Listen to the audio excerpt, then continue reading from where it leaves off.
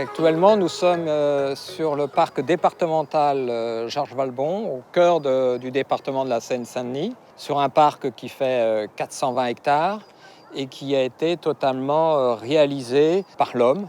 Les premiers travaux ayant débuté dans les années 60. Les tout derniers travaux se sont achevés en 2012. Le parc a été construit sur la plaine de France, à l'endroit où il y avait pendant plusieurs siècles des cultures maraîchères. L'objectif étant de créer au nord de Paris un grand parc équivalent à celui de Boulogne et de Vincennes pour rééquilibrer les grands espaces verts autour de Paris, puisqu'au nord de Paris, il n'en existait pas. Le choix des architectes Provost et Samel était de créer un paysage totalement original proche de Paris, d'où ce choix d'amener des terres et de redessiner avec des creux et des bosses l'ensemble du paysage du parc. Et pour ce faire, plus de 15 millions de mètres cubes de terre ont été apportés, sur lesquels on est venu planter des boisements, semer des prairies, des pelouses et réaliser des lacs et ruisseaux.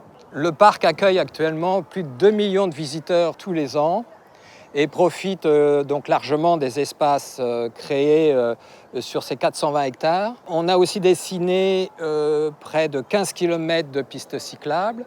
Il y a 46 km d'allées. Il y a plus de 15 hectares de lacs, 50 hectares de prairies et près de 250 hectares de boisement. Les surfaces restantes sont essentiellement traitées en pelouse tondue régulièrement. Ce sont les espaces essentiellement où le public se retrouve, notamment autour du Grand Lac et autour des zones ombragées. Grâce au modelé qui a été dessiné sur le parc, constatant que le public reste dans les parties basses, tous les versants sont passés en gestion de prairies. On a ainsi plusieurs milieux, plusieurs étages de milieux qui se succèdent.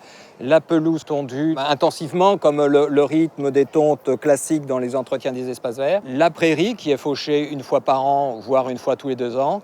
Et le boisement précédé par sa lisière. Et là, on retrouve complètement les milieux nécessaires à l'installation de la faune et de la flore. Et depuis qu'on mène ce type de gestion, commencé en 1991, on a vu arriver tout un cortège d'oiseaux, tout un cortège d'insectes. Et aujourd'hui, le parc fait partie du site multisite Natura 2000 de Seine-Saint-Denis, grâce à des oiseaux emblématiques, parce qu'on est sur la directive oiseaux, comme le blond juosnin, le martin pêcheur, les piques et pêches aussi, qu'on trouve beaucoup de plus en plus sur le parc. Le parc a été construit autour d'une trame d'eau composée par des lacs. Il y a donc ce qu'on appelle les lacs supérieurs qui sont alimentés par une cascade. Et ces lacs supérieurs ensuite s'écoulent vers le grand lac qui est derrière moi. L'eau provient de la nappe phréatique, donc il y a un forage à 50 mètres. On remonte cette eau dans le grand lac. Et du grand lac, on a encore toute une série de pompes qui remontent de l'eau dans les lacs supérieurs évoqués tout à l'heure. Et de ces lacs supérieurs, il y a encore une série de pompes qui vient alimenter les cascades. Grâce à la grande superficie du parc, on est en capacité d'accueillir jusqu'à plus de 2 millions de visiteurs sur une année. Et pour autant, lorsqu'on se promène sur le parc, on ne ressent pas du tout la pression du public sur les différents milieux, dont certains sont assez fragiles. Alors comment aujourd'hui on est arrivé à ce résultat ? C'est qu'on a, dans les années 90, réfléchi sur une nouvelle gestion du parc, qui était jusqu'alors la gestion horticole intensive, en mettant en place une gestion harmonique, basée notamment sur le comportement du public. On avait remarqué que 70% du public venant sur le parc se cantonnait autour des points d'eau, sur les plaines ou sur les espaces facilement accessibles. De ce fait, on a fait évoluer la gestion sur les espaces assez peu usités par les visiteurs, à savoir les différents versants des coteaux et les boisements. Et certains points d'eau qu'on a rendus difficiles d'accès en creusant un certain nombre de fossés, en plantant des arbustes à épines. Pour permettre et éviter aussi les piétinements des prairies, on trace dans les prairies des allées. Ainsi, le public comprend bien qu'il y a une volonté de gestion, puisqu'on joue sur ce contraste de parties tondues et de parties en prairie, et il y a une bonne acceptation de cette gestion. Si on est là, c'est pour vous expliquer un petit peu l'évolution dans les travaux de plantation que nous avons menés depuis le début de la création du parc jusqu'à, grosso modo, aujourd'hui. Les 420 hectares du parc ont été au départ aménagés sur les terrains naturels, ensuite sur les remblais dont j'ai parlé tout à l'heure, et sur lesquels on est venu rajouter une couche de terre végétale. Alors, pour les pelouses, on amenait 20 cm de terre végétale, après avoir décompacté le remblai qui était mis en place juste avant. Et pour les boisements plantés, on les plantait sur 40 cm de terre végétale. Cette technique a été utilisée grosso modo de 70 à 95, où on a commencé vraiment à se poser la question, en se rendant compte que la terre végétale qui était approvisionnée était complètement lessivée, sans aucune valeur nutritive pour les végétaux sur lesquels on plantait.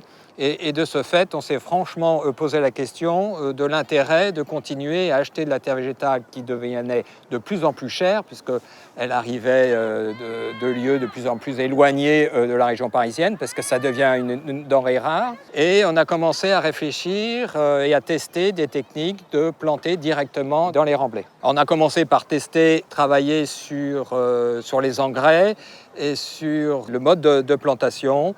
Donc on a retenu notamment de travailler sur des engrais naturels à base d'un mélange d'algues pour qu'on puisse apporter au moment de la plantation toute la nutrition nécessaire à l'enracinement des plantes. Et on a aussi insisté sur le fait qu'il fallait pour les racines nues absolument faire un pralinage avec ce même produit et sur les mottes, humidifier complètement la motte avant de planter afin que justement les transferts humide puisse se faire entre le trou de plantation et la motte, limitant ainsi le stress sur les plantes.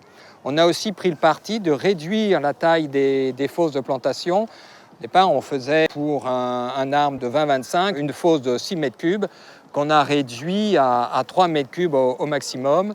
L'idée, c'est de permettre à l'arbre d'atteindre le remblai le plus tôt possible pour limiter le stress aussi, que ce stress, il est plutôt dans sa phase la plus jeune et non pas dans sa phase plus âgée.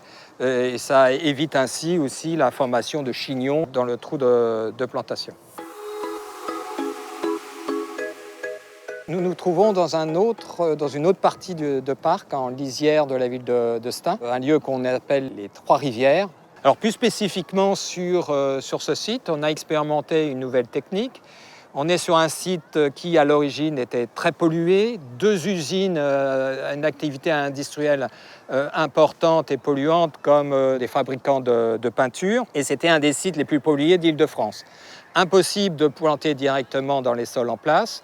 Donc on a amené 50 000 m3 de déblais et on a pu ainsi planter dès lors qu'on avait au moins 1 mètre de remblai. L'idée, c'est que le système racinaire ne soit pas du tout en contact avec les sols pollués. L'idée aussi, puisqu'on souhaitait planter des arbustes à baies, il ne fallait pas prendre le risque que les baies soient polluées et avoir ainsi un risque d'atteinte sanitaire sur la faune et éventuellement aussi sur les enfants qui partagent cet espace. Bon, il est vrai que les fruits des arbustes qu'on a plantés ne sont pas très appétants pour le public. L'originalité de ce site, c'est que tous les boisements que l'on voit ici derrière moi ont été plantés directement dans le remblai. Avant la plantation, on a fait un semis de facélie qu'on a fauché. On a ripé la couche de sol après le fauchage pour que le déchet de fauche se mélange avec le sol. Et 6 mois après, on est venu faire les plantations. Donc on a déjà commencé à essayer et à tester un principe de sol de substrat fertile. Pour continuer à amener de l'humus et de la matière organique sur ces sols qui restent pauvres, bien entendu, tous les ans, une quote-part des feuilles que l'on ramasse sur le parc sont étendues dans les sous-bois, commençant à créer ainsi une couche d'humus nécessaire au développement des arbres et nécessaire aussi au développement de la strate herbacée qui peut pousser dans les boisements. Nous voici sur un 3e site du parc qui, là aussi, est un peu différent et un peu unique sur le parc. Nous sommes sur une grande prairie d'une dizaine d'hectares qui n'a pas toujours été aussi importante. Nous sommes également dans le cône d'envol des avions de l'aéroport du Bourget, qui nous oblige à avoir une végétation très rase. La végétation la plus haute, c'est vraiment la strate arbustive. À l'origine, ce plateau c'était à peu près 5-6 hectares. Et on a souhaité le doubler pour pouvoir faire une nouvelle entrée sur le secteur de Garges-lès-Gonesse. Pour ce faire, puisqu'il y avait déjà une strate herbacée en place, et pour éviter de la perdre, on a retroussé sur à peu près 10 à 20 cm sur toute la surface ces strates herbacées qu'on a conservées sur des merlons d'1,50 m. On a réalisé nos travaux de modelé, planté, et ensuite on est revenu mettre le stock que l'on avait fait au préalable, faisant par-dessus un semis. Je crois qu'on a dû rajouter un peu de moutarde, un peu de trèfle blanc, peut-être un peu de facélie, là toujours pour amener encore un nouvel engrais vert. Mais on est resté à travailler directement sur le remblai. Ensuite, on n'a rien planté. Et ce que vous voyez autour de nous, c'est que de la végétation spontanée, qu'on contrôle plus ou moins. Le résultat est très satisfaisant puisque c'est devenu avec le temps un spot de migration de nombreuses espèces d'oiseaux qui viennent s'arrêter lors de leur cheminement migratoire. On a créé, pour permettre au public de découvrir cette grande prairie, là aussi, comme j'ai expliqué précédemment, des grandes allées qui sont tondues régulièrement. Ainsi, le public peut se promener sur ces axes sans venir piétiner la prairie. Là, aujourd'hui, la prairie, ce secteur-là a été fauché, mais imaginez qu'on est sur une strate herbacée qui peut faire 80 à 60 cm de haut. Et puis ces allées servent et sont aussi très importantes pour nous pour conserver aussi ce milieu, puisque en cas d'incendie, ça nous sert de coupe-feu.